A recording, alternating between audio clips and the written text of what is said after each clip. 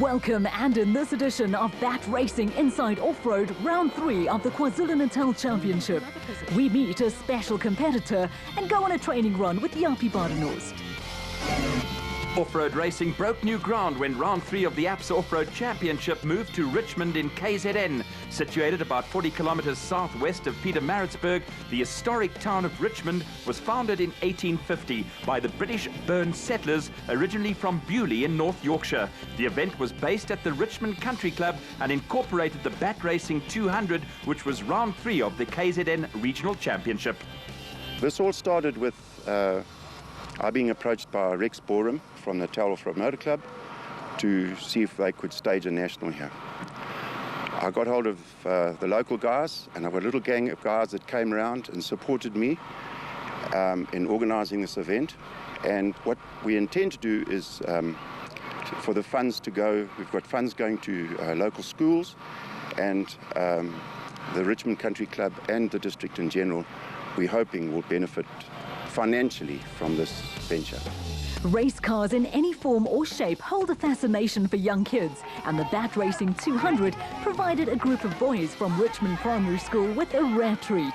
Under the watchful eye of school sports coordinator Penny Wilson, the boys were given a guided tour of the pits and given the opportunity to interact with competitors and service crew. These are our grade 5s, and they were going to be doing phys ed, but we had the nationals being held here in our own hometown, and I just thought it would be a very good idea. My brother's racing, and he said they could all come and have a sit in his car and to see all the other vehicles that are going to be racing. It's a very, very big event, and they are all super excited to be here. They really are. Off-road racing is thriving at regional level in KwaZulu-Natal, and stalwart Daniel Brooks was looking forward to racing first time out in a new Class A car. Yeah, we just bought the car.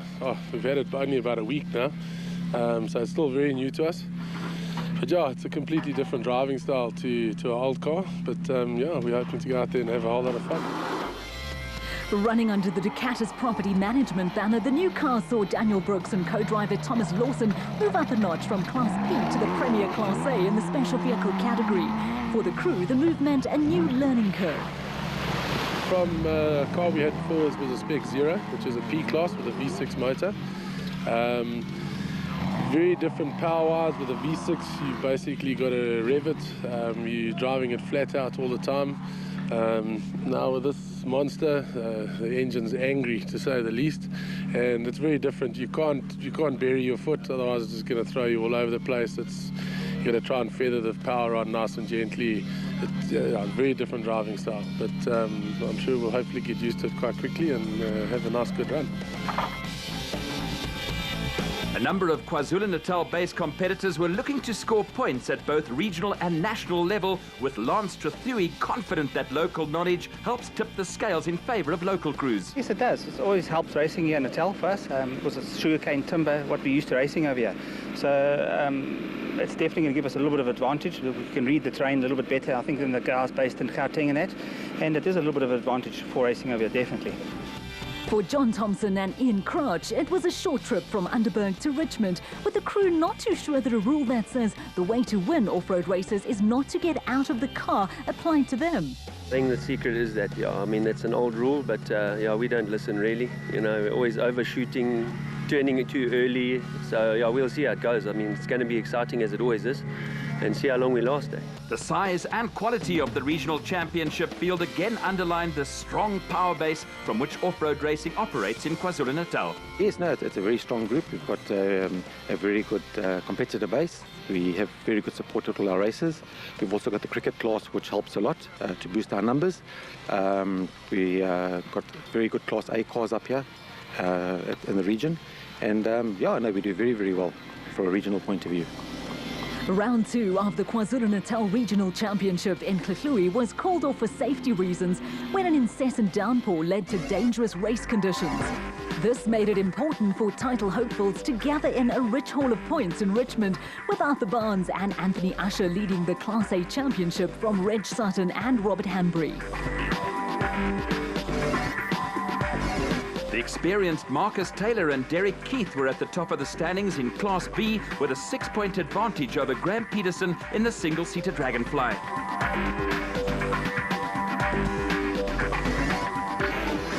The 55-kilometre Donaldson prologue to determine race grid positions included sugarcane and timber plantations, along with rocky veld sections. The route took competitors in the Umkomaas River Valley and was a demanding test. The experienced Lance Trathui and Carl Wichmann were amongst the favourites to win the regional championship section of the race in the LT Earth Movers bat. On the prologue, Trathui and Wichmann didn't disappoint their supporters and carved out a 37-second advantage over Reg Sutton and Rob Hanbury in a Zarko. During a clean run, Sutton and Hanbury went past national competitors Evan Hutchison and Donnie Stassen, who were limping along with a broken steering arm. Sutton and Hanbury were 39 seconds clear of former national champions Marcus Taylor and Derek Keith in a JRE.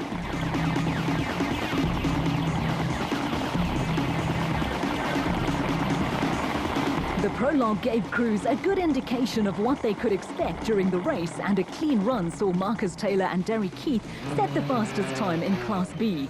They were nearly 3 minutes quicker than Neil Camp in a nicely turned out single-seater Mighty Mag, with having to drive and navigate a distinct disadvantage. These bovine spectators were completely unmoved by what was happening around them, with Daniel Brooks and Thomas Lawson 5th overall and 3rd in Class A in their first competitive outing in the new Ducatis bat. James Watson was around a minute behind Brooks and Lawson in another Mighty Mag and was 3rd in Class B. Richmond is around 400 metres above sea level, and at its highest point, the route was 1,400 metres above sea level. That is a difference of a kilometre, and there were some interesting climbs. In Class B, the Zarko Light of Ian McLean and Luke van Dort, a solid 4th, with the pair finishing with a narrow 14-second advantage over John Thompson and Ian Crouch in the Staffix Viper.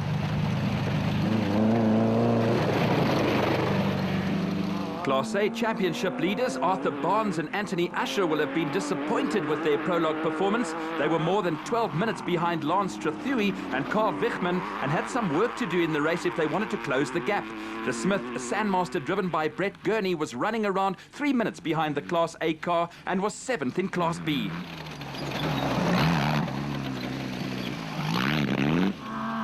The bat in the hands of Leon Botma and Quentin Brand was another car entered in both the regional and national sections of the race, with the pair running just ahead of the race co of Stephen Murrow and Bradley Matheson.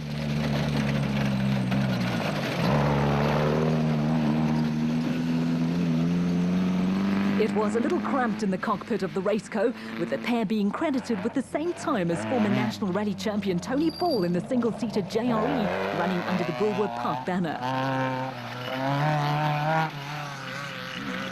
Some of the regional competitors were finding it tough going on the demanding route, and Rob Spencer and Kevin Teron were nearly 28 minutes behind Class B leaders Marcus Taylor and Derek Keith. There was only 8 seconds between Spencer and Teron and Class B championship contender Graham Peterson in the Dragonfly. Chasing after Peterson was Amanda Botma in the interesting-looking Missile, which was the last of the Classified B finishers.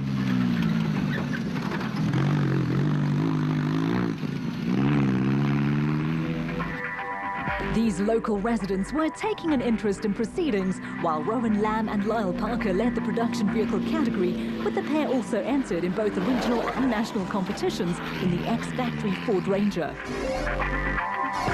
Final results gave Trathui and Wichmann a comfortable 37-second advantage over Sutton and Hanbury, with Taylor and Keith enjoying a 3-minute lead at the front of the Class B field.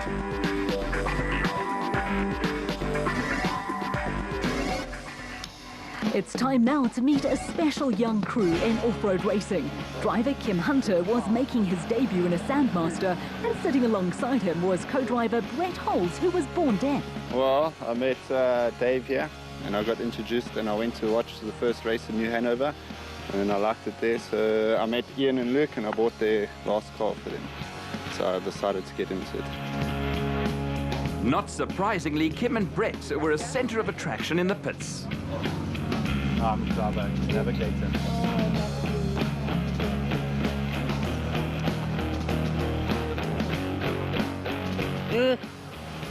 About the first time we drive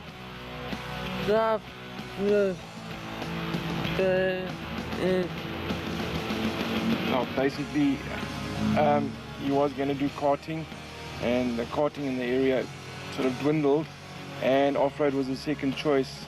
Basically, from my side, he's been trackside since he was about 18 months old. So motorsport's in his genes, in his blood. And off-road was a perfect, being a navigator, because he's deaf, that he can actually participate in the sport on an equal pegging with actually on a better pegging with everybody else, because he doesn't have the noise around him affecting him. It's just Kim that has to worry about the sign language. For young Brett, a few pointers from seasoned co-driver and Dakar Rally top 10 finisher Rob Howie was a major thrill.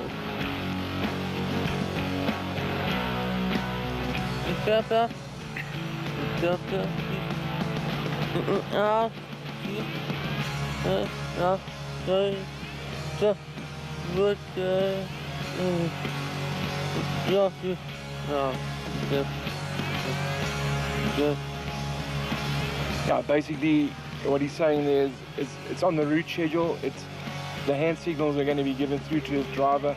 And then he left, right, the odd punch to get him right. Whether it's water or whether it's faster or slower or left or right, up or down. They'll communicate by hand signals. So it's a bit of a challenge without the verbals, the advantage of an intercom, but they're confident that they'll get over that hurdle.